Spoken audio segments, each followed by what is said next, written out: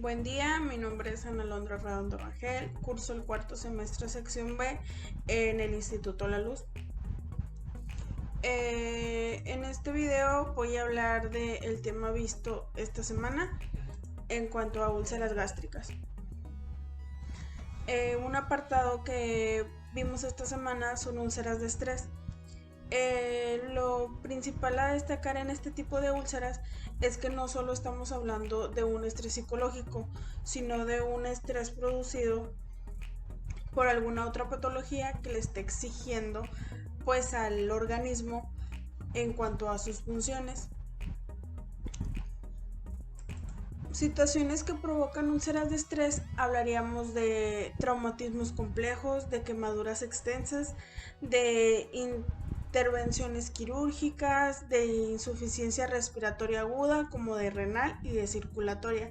También podría ser una sepsis, una ictericia y hasta ingesta de fármacos como podrían ser las aspirinas, el AINES y hasta corticoides. En cuanto hablamos de otro síndrome, es el de Zollinger-Ellison. Este nos dice que se produce por tumores producidos de factores de secreción ácida. El principal órgano que va a afectar va a ser el páncreas, el duodeno y el intestino delgado superior. Este síndrome provoca gastrinomas. También lo que llega a provocar una alta cantidad de ácido clorhídrico. Una principal característica, son múltiples úlceras en el estómago y el duodeno. Los gastrinomas, la mayoría son tumores únicos y de forma mediana o grande, o también puede ser múltiples y de menor tamaño. En cuanto a otra característica es que la mayoría de estos tumores llegan a ser malignos.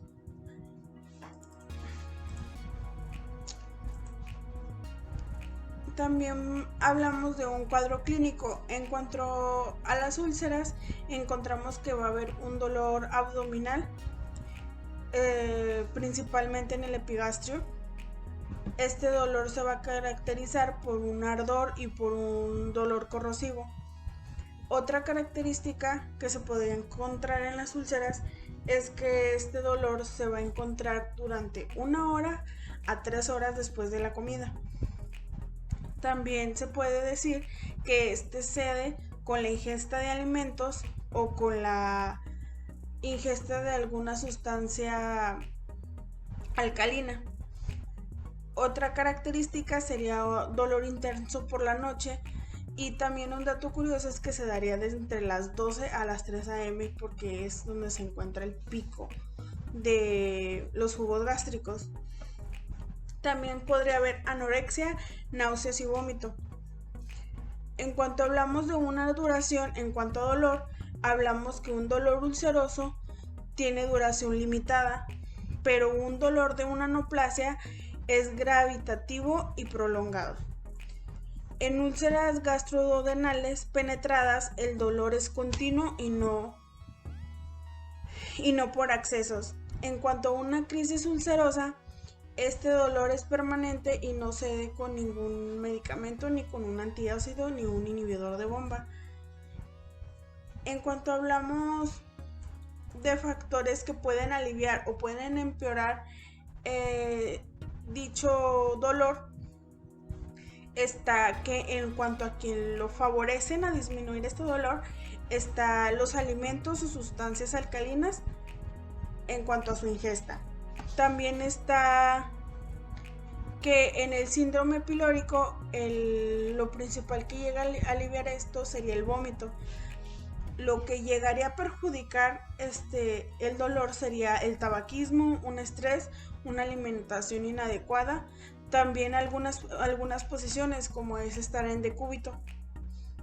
Pero en contrario, lo que te podría ayudar a aliviar este dolor es estar en pie y el caminar. En cuanto a su diagnóstico diferencial, el primero sería un infarto agudo al miocardio. También había pancreatitis, apendicitis aguda, afecciones vesiculares, neumonías. Pasando al examen clínico, en este encontramos sus síntomas y signos. Encontraremos que habrá taquicardia, hipotensión, palidez en la piel, un abdomen tenso, y un basqueteo gástrico. En cuanto a su diagnóstico, el principal sería una endoscopía, ya que en esta se puede obtener muestras de la mucosa gástrica. Y otro que se utilizaba anteriormente sería una radiografía de estómago y de duodeno, pero ya no es muy utilizada. En cuanto a sus complicaciones, tenemos la primera, que es una hemorragia, que podría ser una hemorragia digestiva alta.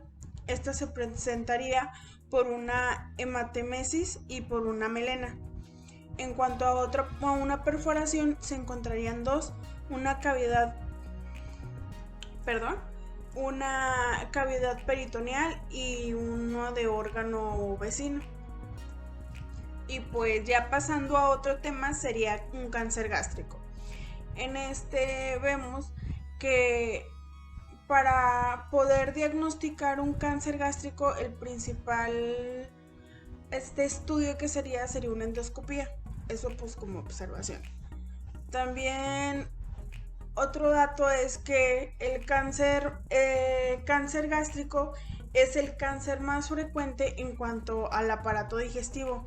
Este se encuentra de un 90 a un 95%.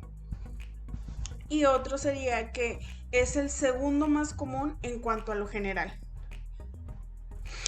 Pasando a una etiología y factores de riesgo, en esta vemos que los factores se van a dividir en definitivos y de vigilancia sugerida.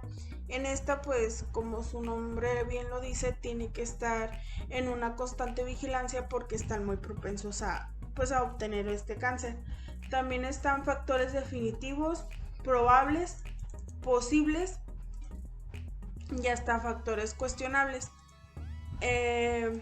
Iniciamos con los definitivos y los de vigilancia sugerida. En esta encontramos que son displasia de alto grado, poliposis adrenomatosa familiar, adenomas y esófago de Barrett.